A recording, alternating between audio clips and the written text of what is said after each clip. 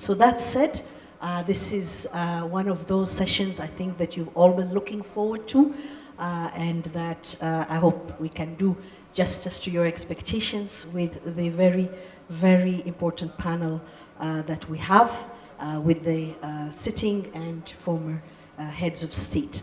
With my little experience with the African Union, I see that there are blocks in Africa in terms of Francophone, Anglophone, all kinds of groupings that come with lobbies.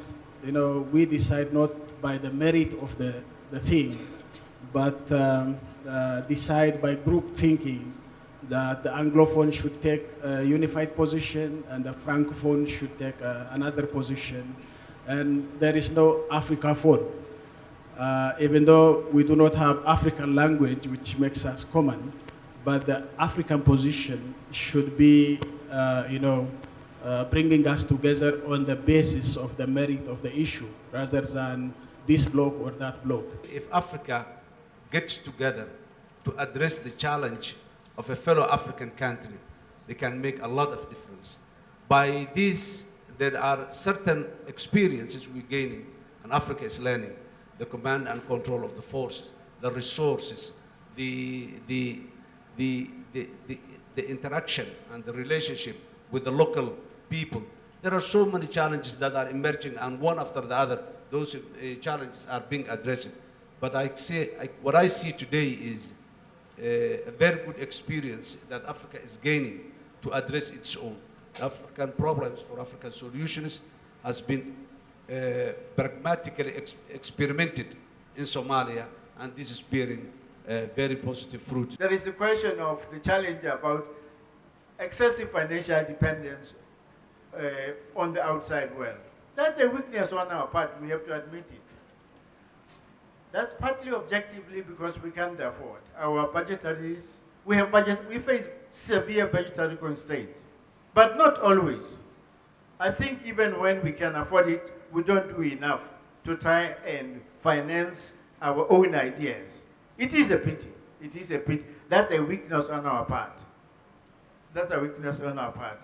We could do more. We do have constraints, but we could do more. I would like to use the opportunity only to say in this room there are two great African men who contributed enormously to my own country's freedom.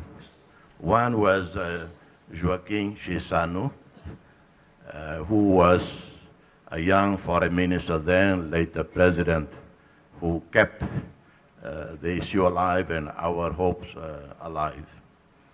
And then in 96, when Kofi Annan was elected Secretary General, in his maiden speech in January 97, he said, within my first term in office, I want to see the issue of East Timor resolved. And it was resolved 3-4 years later. We've seen, for example, in countries like Kenya, where there's the IT, with the development of information infrastructure, we've seen the youths coming up with strategies to try and create programs whereby they can monitor conflict across the country and able to impact that. That's the Mzalendo program that's in Swahili. So I think that with the youth involvement in these particular programs, it can be able to enhance the social, economic, and political integration of Africa at a much faster pace, such that Africa can achieve its agenda of 2063 even at a much faster pace as compared to what is the case. AUC, the African Union Commission, should be empowered by the members. Thankfully, it was the Foreign Minister of Rwanda and the Prime Minister of Ethiopia that re-emphasized the comment today that AU should be able to, or the African Union Commission should be able to pursue the coordination, the unification and amplification of a common African position. The issue of the information infrastructure, which Nkosana raised, is very important and links to the point of how do we connect Addis Ababa to New York, and central to that is, it seems to me, it's a very simple thing to do, But the politics around it, I think, as Jean-Marie pointed, is very intense. So let us find ways to, in fact, empower the African Union executive branch, which is the AU Commission, and which means governments have to cede more of their sovereign authority to the AU, which is a huge political ask, I know, for our leaders. But let's see if we can do that. I fully agree, having worked on both sides, representing my country, Ethiopia, to the African Union, sitting in this PSC, and now with the United Nations, Africa will have to articulate common position. This is absolutely essential. But when we talk about speaking in one voice, have we not seen in many instances that even on candidature and so on, we will agree and disagree totally after we have left the room? I think we have to know what common position means. We have our own national interest, that there is a continental commitment, and it starts with financing the organization. If all peace and security efforts are financed 100% from outside, I think it's a problem. I think, Betty, you mentioned especially leadership, and that's something that came out very, very clearly amongst many of the speakers. I think also the whole notion of paying your way or financial independence, however you want to phrase it, I liked the way that Her Excellency Louise Mushikiwabo stated, we can't be sitting on the edge of the seat. I would go further and say that you shouldn't be asking for a place, you demand your place. No one's going to give it to you for nothing. You have to take it.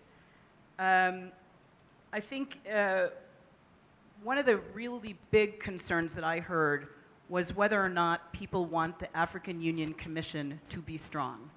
I think that's an area that really is going to need some significant follow-up on how you go forward with the African Union. Africa, through Africa Union, has all necessary instruments and parameters to implement its continental architecture, be it for governance, peace and security, or development. What we need is really implementation, implementation, implementation. For this to happen, our continental organization, and it has been said many times, needs support and necessary means.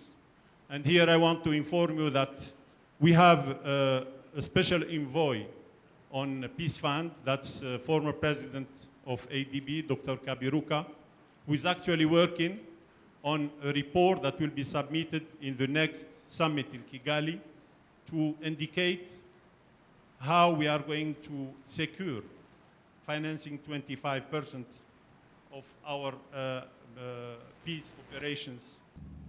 I believe that over the last 2 days, whichever way you look at it, one thing that comes out is simply this: Africa is only what its leaders and its people want it to be.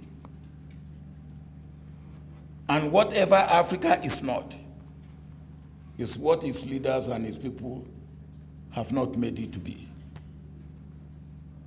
I believe that comes out clearly, and it comes out clearly to me.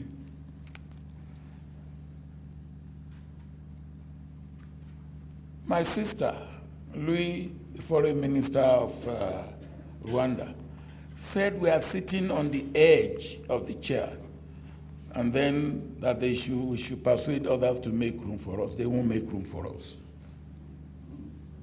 Those who are sitting on the chair will not make room for us. We have to make room for ourselves.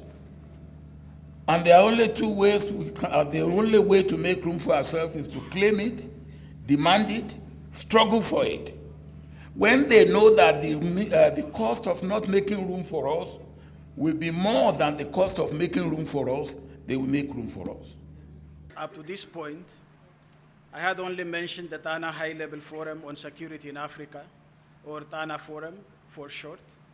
It is my singular honor and the privilege to now formally announce the decision of my government to grant the Tana Forum the status of a full-fledged foundation to henceforth be known and addressed as the Tana Foundation. In granting this formal status, it is the wish of the government and people of the Federal Democratic Republic of Ethiopia that the new Tana Foundation will be a truly Pan-African institution, bringing together under one roof the best that the continent has to offer in the task of soliciting creative solutions to the numerous challenges of peace, security, and development in Africa.